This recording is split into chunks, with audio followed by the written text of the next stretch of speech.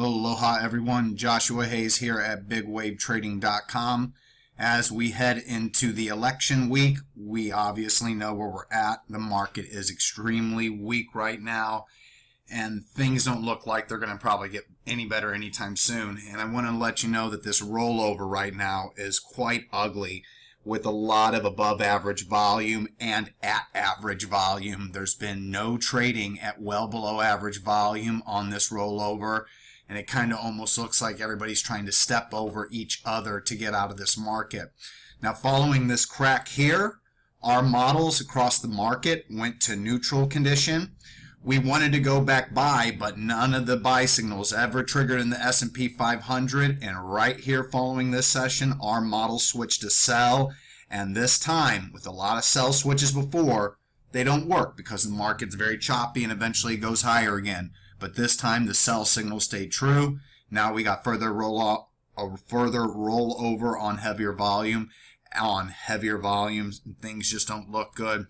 The internal oscillators are bad, so I'm going to start looking for support areas to bounce. We're here at one at the 200-day moving average. We can look for a bounce here. This line doesn't hold.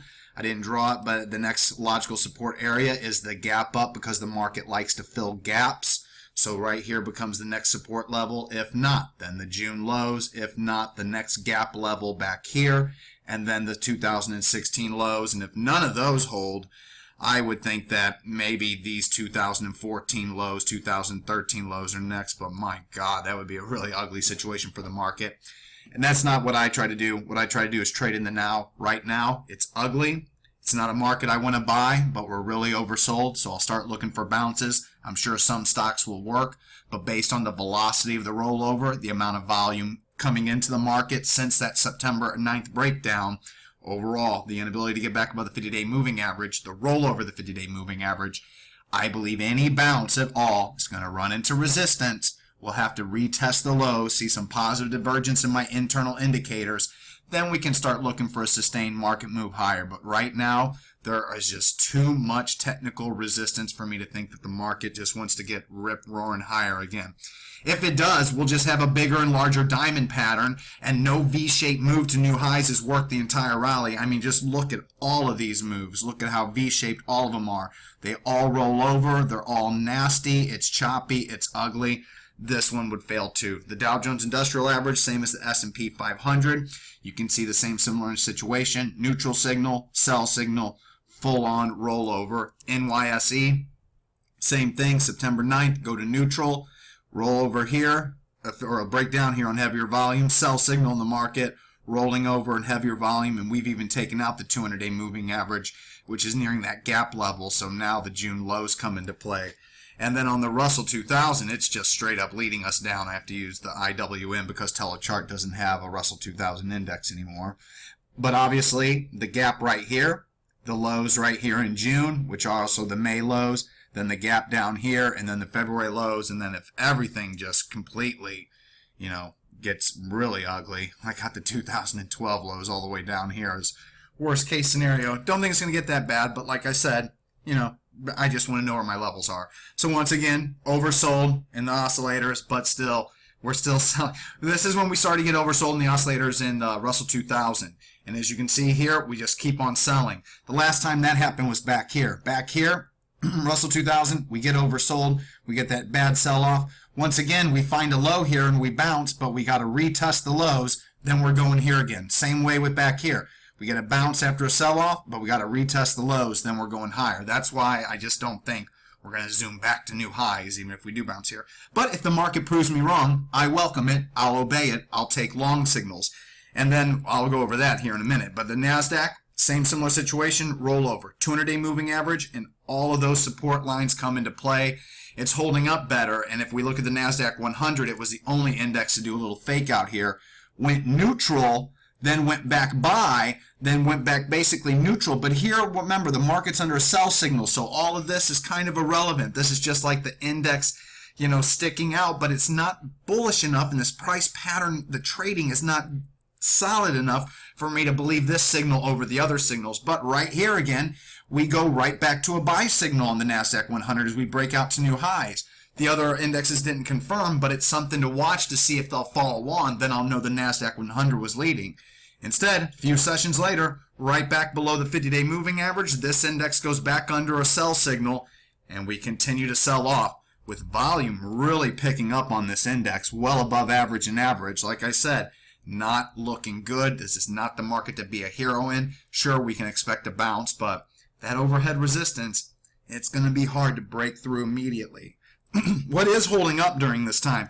Well, XLF, the banks, they seem to be the last thing standing, but as you can see, it's back below the 50-day moving average with volume increasing and no strong closes since its attempt to try to make new highs on 1027. It's been a rollover on heavier volume, and we'll see how it plays out. If we look at Goldman Sachs, Bank of America, Citigroup, they're all looking like they're okay and they can hold in. JP Morgan, Morgan Stanley, but look at Wells Fargo. That looks weak. We'll see if the other stocks want to play along like that one. But if the banks go, that will just, confirm everything in this sell-off, this rollover. There's just no safety havens. Look at the biotechs. It's just really, really bad out there. Now look at some of those big stocks, Facebook.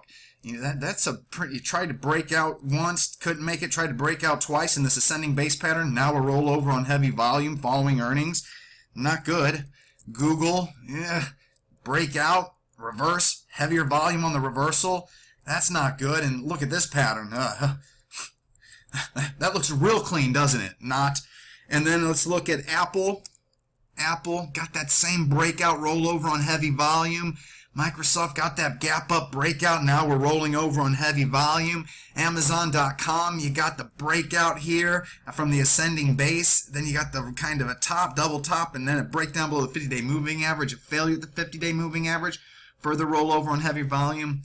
Guys, these are not the chart patterns that make for a great bull market. And on top of that, my long scans are completely void of anything setting up that makes me go, oh my God, I need to have a lot of it. So here's like a current stock I'm long right now, H&R. You notice all the big tall green bars, the accumulation, and the steady uptrend, and how everything, the bullish price closes. Well, this is a junky stock. This was an oversold swing trade long idea from back here. This isn't a momentum trend following methodology that I'm working with this one. It has now turned into one.